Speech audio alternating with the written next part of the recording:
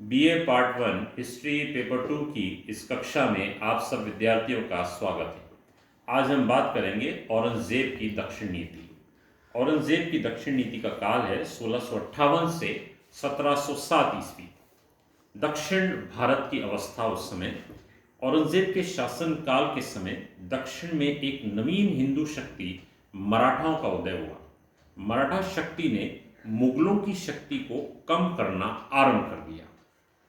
औरंगजेब की दक्षिण नीति के उद्देश्य। औरंगजेब की दक्षिण नीति का आधार राजनीतिक नहीं बल्कि आर्थिक और धार्मिक था। दक्षिण के राज्य शिया थे और औरंगजेब एक कट्टर सुन्नी।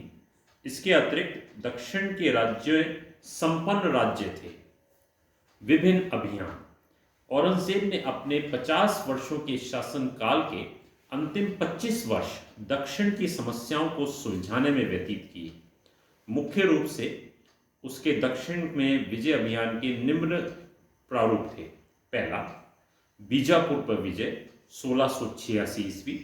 बीजापुर ने 1657 ईस्वी में की गई संधि का पालन नहीं किया था। इस कारण 1665 ईस्वी में राजा जयसिंह के नेतृत्व में मुगलों ने उस पर आक्रमण किया, जो सफल नहीं हुआ। 1678 ईस्वी में मुगलों ने बीजापुर पर पुनः आक्रमण करने का आरंभ कर दिया। 1686 ईस्वी में स्वयं औरंगजेब ने बीजापुर के किले का घेरा संभाला। इस वर्ष बीजापुर ने आत्मसमर्पण कर दिया और बीजापुर राज्य को मुगल साम्राज्य में सम्मिलित कर लिया गया। दूसरी विजय अभियान, गोलकुंडा पर विजय 1687 ईस्वी। गोलकुंडा का तत्कालीन शासक अबुल हसन कुतुब शाह था। 1685 ईस्वी में शहजादा शाह आलम ने गोलकुंडा पर आक्रमण किया। अबुल हसन ने संधि की पेशकश की, जिसे औरंगजेब ने अस्वीकार कर दिया। औरंगजेब ने स्वयं 1687 ईस्वी में गोलकुंडा के किले का घेरा डाला और चालाकी से इस किले को जीतने में सफलता प्राप्त की। गोलकुंडा को मुगल साम्राज्य में सम्मिलित कर लिया गया। तीसरा और प्रमुख है मराठाओं के साथ संघर्ष। औरंगजेब का सबसे कठिन संघर्ष मराठाओं से हुआ।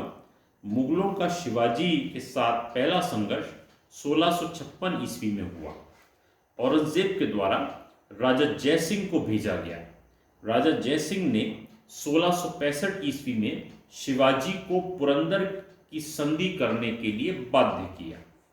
1674 ईस्वी में शिवाजी ने रायगढ़ में अपना राज्याभिषेक किया और इस प्रकार मराठाओं का एक स्वतंत्र राज्य स्थापित किया गया। 1680 ईस्वी में शिवाजी की मृत्यु के पश्चात उसका पुत्र संभाजी गद्दी पर बैठा। उसने मुगलों के साथ संघर्ष जारी रखा, परंतु 1689 ईस्वी में औरंगजेब ने उसका अंत कर दिया। मराठाओं ने राजाराम के नेतृत्व में स्वतंत्रता का युद्ध आरंभ कर दिया। राजाराम की मृत्यु के पश्चात उसकी विधवा पत्नी ताराबाई ने अपने पुत्र शिवाजी द्वितीय के नाम से इस स्वतंत्रता संग्राम को जारी रखा।